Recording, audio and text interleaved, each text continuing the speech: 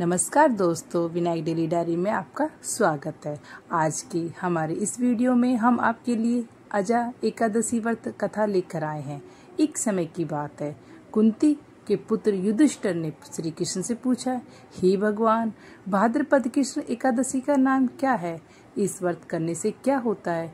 कृपया करके आप मुझे इस व्रत की विधि तथा कथा इसका महत्व सुनाइए। भगवान श्री कृष्ण कहते हैं, धर्मराज और भाद्रपद कृष्ण पक्ष की एकादशी का नाम अजा एकादशी है। यह समस्त पापों का नाश करने वाली होती है। इस एकादशी के दिन भगवान श्री हरि विष्णु की पूजा की जाती है। जो मनुष्य इस दिन हरि विष्णु की पूजा करता है उन्हें वैकुंठ की प्राप्ति होती है। आइए अब मैं आपको अजा एकादशी की व्रत कथा सुनाता हूँ। सत्यवादी हरिचंद नाम का एक चक्रवर्ती राजा राज करता था।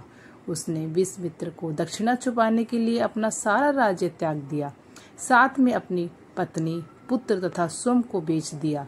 वह राजा चांडाल दास बनकर सत्य का धारण करता हुआ मृत्यु को वस्त्र ग्रहण करता रहा, मगर किसी प्रकार का वह सत्य विचलित नहीं हुआ।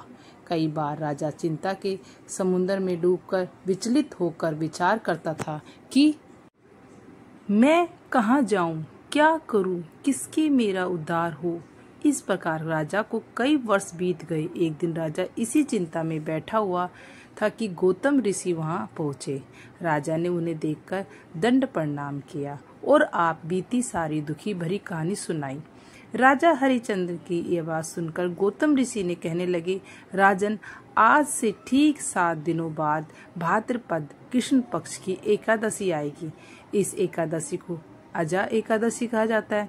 आप विधि पूर्वक इसका व्रत करें। इस व्रत के प्रभाव से आपके समस्त पाप नष्ट हो जाएंगे। इस प्रकार राजा से कहकर गौतम ऋषि उसी समय अंत ध्यान हो गए। राजा ने उसे कहे अनुसार एकादशी आने पर विधि पूर्वक व्रत किया, जागरण किया। इसी बीच राजा हरिचंद का पुत्र रोहित वहां पर आया।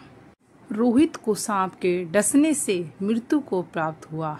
स्वयं रानी द्वारा राजकुमारी को शमशान में लाए जाने पर राजा हरिचंद ने अपनी रानी को स्वयं से शमशान का कर मांगा। स्वयं रानी ने मांस देने के लिए कुछ भी नहीं था, वह इसलिए उन्होंने अपनी चुनरी को चीर कर शमशान का कर चुकाया। अजा एकादशी के व्रत के प्रभाव से राजा ने समस्त पाप नष्ट हो गए। भगवान श्री हरि विष्णु का साक्षात प्रकट होकर राजा हरिचंद के प्रकाश करी और स्वर्ग के पार बाजे बजने लगे, पुष्प की वर्षा होने लगी। भगवान की कृपा से राजा का पुत्र जीवित हो गया और एकादशी के व्रत के प्रभाव से राजा को उनका राज्य मिल गया। फिर तीनों चीर काल तक राजा सुख भोगकर अंत ईश्वर को प्राप्त हुए। हे धर्मराज, यह सब अजा एकादशी व्रत का प्रभाव से हुआ था।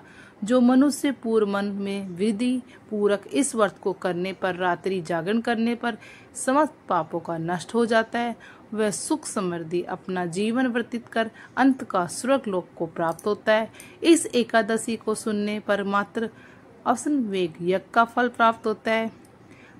जय श्री हरि विष्णु। आपको यह वीडियो अच्छी लगी है तो विनायक डेली डायरी को लाइक करें, सब्सक्राइबर करें और जितनी हो सके शेयर करें। धन्यवाद। राधे राधे।